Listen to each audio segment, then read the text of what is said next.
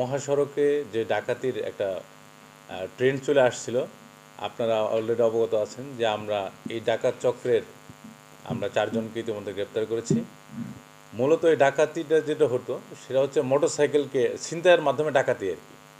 এখানে 5-7 জন মোটরসাইকেল করে আসতো। যে সমস্ত ভিকটিমগুলো ঢাকার দিকে যাচ্ছে বা ঢাকা থেকে তাদের উত্তরবঙ্গমুখী যে সমস্ত মোটরসাইকেল আরোহীরা থাকতো, তো তাদেরকে এই পিছন থেকে ফলো করতো এরা। ফলো করে নির্জন স্থানে, মানে সুভল্লার মতো যে সমস্ত জায়গা আছে, যে মির্জাপুর সুভল্লা বা আপনার এই যে ইয়েতে জামুর কি বাজার ওটা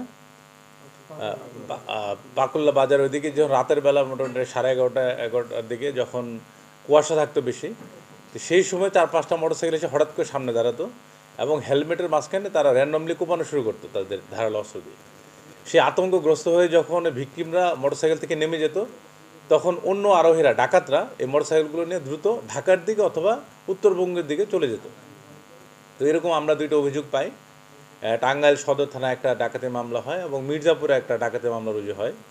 তারই ধারাবাহিকতায় আমাদের যে ডিবি দক্ষিণ দল তারা তাদের ইন্টেলিজেন্স নিয়ে কাজ শুরু করে এবং আমরা এই আলামিনকে গ্রেপ্তার করতে সমর্থ হয়। আপনার আলামিনকে চিনেন, তার নামে 27টি মামলা আছে, ডাকাতি সহ, ডাকাতি, চুরি, ছিনতাই 27টি মামলা আছে বিভিন্ন জেলাতে।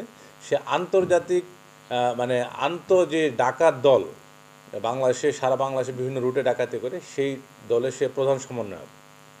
তো তারই নেতৃত্বে এরকম আমরা আরেকজনকে ধরি, তার নাম হলো লিজন। এরা দুজনে টাঙ্গাইলের লোক। তো এদেরকে আমরা রিমান্ডে নিয়ে আসি। রিমান্ড থেকে তাদের পাওয়া তথ্যের ভিত্তিতে আমরা আরও 2জন ডাকাতকে ধরতে সমর্থ হই। এরা নোয়াখালী থেকে, এদেরকে আমরা ধরি, নোয়াখালী এবং কক্সবাজার। এবং এর সাথে আমরা 4টি মোটরসাইকেলকে, যে সমস্ত মোটরসাইকেলগুলোকে ডাকাতির মাধ্যমে ছিনতাই করা হয়েছিল, সেই মোটরসাইকেলগুলোকে আমরা উদ্ধার করি। এবং এরা আলামিন এবং লিজন এই দুজনের রিমান্ডের মেয়াদ শেষ হয়েছে, আমরা তাদেরকে দিয়ে দেবো কোর্টের কাছে রিমান্ডের মেয়াদ শেষের দিকে। এবং যেই দুজনকে আমরা ধরেছি, এদের মাধ্যমে আমরা পুরো চক্রটাকে ধরার জন্য আমাদের অভিযান অব্যাহত আছে। আপাতত এই আমাদের তথ্য। মানে আপনার কোনো প্রশ্ন আছে কেন?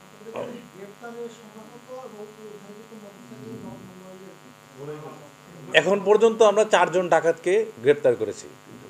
এর মধ্যে 2 জনকে আমরা গ্রেপ্তার করেছি কক্সবাজার হতে, এরা হচ্ছে আপনার নোয়াখালীর লোক। আর 2 জন হচ্ছে টাঙ্গাইলের, আমাদের একজন আলামিন আর একজন নাম লিজন। আর এদের মাধ্যমে, এদের কাছ থেকে তথ্য ভিত্তিতে আমরা 4টে মোটরসাইকেল উদ্ধার করেছি, 3টা মোটরসাইকেল উদ্ধার করেছি, 3টা মোটরসাইকেল উদ্ধার করেছি। আপনারা অলরেডি অবগত আছেন, আপনারা নিউজও করেছেন, আমাদের নতুন স্পেশাল জয়েন করার পরে থেকে আমরা কিন্তু স্যারের নেতৃত্বে প্রতিদিনই আমরা 10 থেকে 12টা গাড়ি, আমরা প্রায় 30-40 জন অফিসার, মানে সিনিয়র অফিসার আমরা প্লাস এবং ফোর্স সহ আমরা বের হই।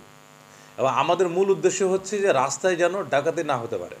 যে সমস্ত সার্ভিস লেনগুলোতে এই ধরনের ঘটনা ঘটে, যেখানে আলো কম বা যেখানে ইউটার্ন নিতে থাকে, যে সমস্ত গাড়িগুলোকে আমরা টার্গেট করি যে প্রাইভেট কার দিয়ে, একটা প্রাইভেট কার একজন লোক যাত্রী সে বসে আছে, এর হতে পারে এই একজন প্যাসেঞ্জারের জন্য বসে আছে বা 2 জন প্যাসেঞ্জারকে তুলবে, এদেরকে তুলে ছিনতাইয়ের শিকার করবে। তো আমরা এই সমস্ত গাড়িগুলোকে চ্যালেঞ্জ করি। এবং এছাড়া যে সমস্ত হাইওয়ে কেন্দ্রিক বাস এবং ট্রাক মুভ করে, তারা যেন এইটুকু আশ্বস্ত হয় যে এখানে পুলিশের মুভমেন্ট আছে এবং ডাকাতদের যে নিজস্ব, ওদের তো একটা ইন্টেলিজেন্স আছে, তো ডাকাতরা যেন দেখে যে আমরা অ্যালার্ট আছি। এবং আপনারা নিশ্চিত এটা লক্ষ্য রাখবেন, লক্ষ্য রেখেছেন অলরেডি, যে এই গত কয়েক দিনের মধ্যে আমরা ক্রাইমকে কিন্তু একেবারে আমরা সব ডিটেক্ট করে ফেলেছি। যে কটা ডাকাতের ঘটনা ঘটেছে আমরা সবগুলো ডিটেক্ট করে ফেলেছি, আসামি গ্রেপ্তার করেছি, 164ও হয়েছে।